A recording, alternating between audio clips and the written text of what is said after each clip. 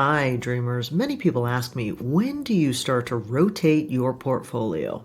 Or, in other words, how do I decide to sell a stock? So, today I thought I'd go over my top 7 reasons that I use to sell a stock. So, the first of my 7 reasons to sell a stock is that you've reached a 10% cap in terms of the percentage that stock represents in your portfolio. So for example, I have currently $265,000 worth of JEPQ, and my portfolio is roughly $2 million.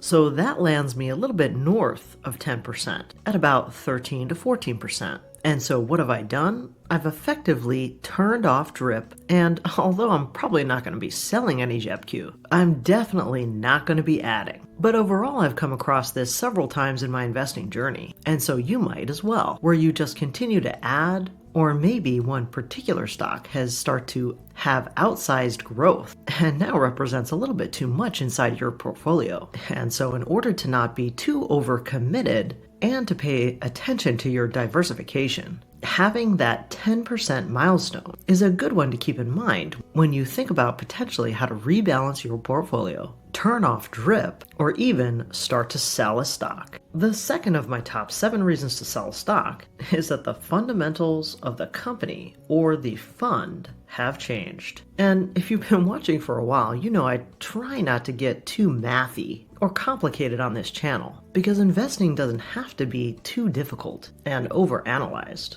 But this is an example where I want to point out a couple of numbers that can guide your thinking. So one of the numbers I want to point your attention to, I've also highlighted in a previous video. In this one, how to pick stocks. And in this video, I pointed out the PE ratio, that essentially you might want to start thinking about selling a stock when the PE ratio starts to exceed 30 times. And I'll put a link to that video in the corner here. Another key statistic you can pay attention to is what's called the RSI, or the Relative Strength Index. And I might actually do a dedicated video on RSI and how I think about that particular metric. But for the purposes of this video, a widely accepted sell index number among investors is when you see the RSI reading at 70 or above, which starts to indicate an overbought condition. But I wanted to also point out another common sense approach, because some of you who follow me on Twitter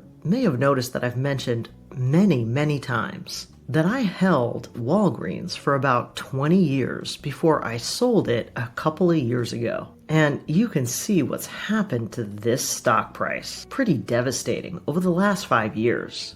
And so one of the things to keep in mind, especially if you own a wide variety of individual companies, is that in this example, the fundamentals of the business and the competition started to change in terms of how people got prescriptions through pharmacy, online versus in person, other competitors coming into the marketplace, and really this business model getting eaten away almost at every angle. And so when you start to see overall fundamentals change around a business, that's when you might want to start reconsidering. And if you start noticing other fundamentals change in their free cash flow and their growth, all of those things are signals that you might want to start to reevaluate holding that company in your portfolio. The last thing I wanted to say about this one is, let's say you have an ETF. Why might you choose to sell a particular ETF? Well, some ETFs rebalance every single year, and you might not particularly like how they've rebalanced. Or other funds, like some derivative funds, may actually change the way they approach their option strategies. And so those are 2 types of changes that might make you reevaluate whether or not you want to hold a particular ETF fund. The next reason you might want to make a rotation or sell some stocks is that there might be macro shifts happening in the market. And for this, I want to point your attention to another video I did recently about the 50 basis points cut and the next cycle that's starting. Because in this video, I particularly show the economic cycle of the market happening right now, and which particular sectors are going to be benefiting from the macro change in interest rates. And one of the things I highlight is that the REIT sector in particular should be benefiting over the next 18 to 24 months as interest rates start to decline. And so here you can see one of the biggest REITs, Realty Income, starting to benefit from that change as here you can see the rise in the stock price. Okay, one of my next signals to sell a stock is an extreme run-up. And this is where, again, some of those values we talked about, the RSI and PE ratio, can really help you. Because although it's really hard to sell some of your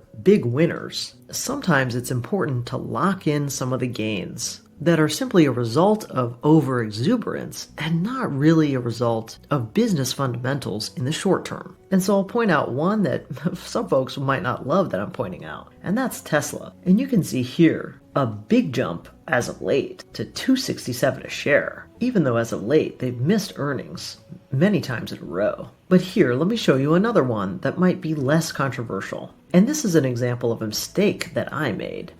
If you've been following me for a while, you know that I used to hold quite a bit of IIPR, because when I looked at the real estate sector and found this niche opportunity, I was pretty bullish on where they were headed. And you can see the extreme run-up that happened from 2020 all the way through 2021. And honestly, after that big run-up, I knew it had an outsized position in my portfolio, but I just couldn't bring myself to sell. So I ended up riding it down almost all the way to the bottom. And honestly, that was my mistake. And so that's another example of being mindful of extreme run-ups that are really more caused by FOMO or overexuberance in the marketplace rather than plotted out real fundamental cash flow and profits. And while we're talking about my mistakes, let's go right into the fifth reason to sell stock, which is to sell your failures. And one doozy I had was AQN. This one looked like a stable company in a stable industry, but after a dividend cut,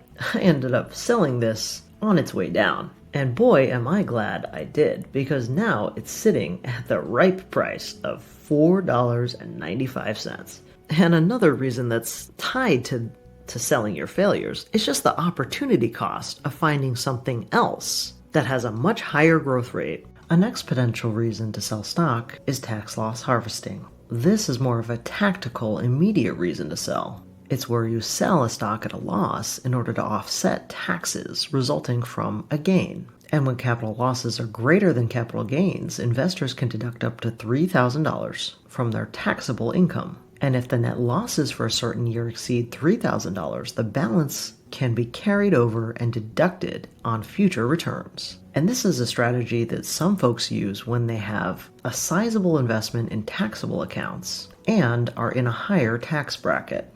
And so this might be something to consult your tax accountant on and potentially do before the end of the year. And now you know about this strategy, you can watch for folks doing this, where you can actually see a bit of a sell-off in the last few days of the year. And the last of my 7 reasons is just mental energy, which might sound weird, but let me give you an example. Let's say because of FOMO, you've been holding on to GameStop, and you've been riding this roller coaster for the last year, and you've seen the extreme ups and the extreme downs of this particular gamified stock. I think sometimes folks hang on to this and other penny stocks, hoping to hit it big, but in actuality, it occupies more of your effort, focus, and time than what you're really getting out of it.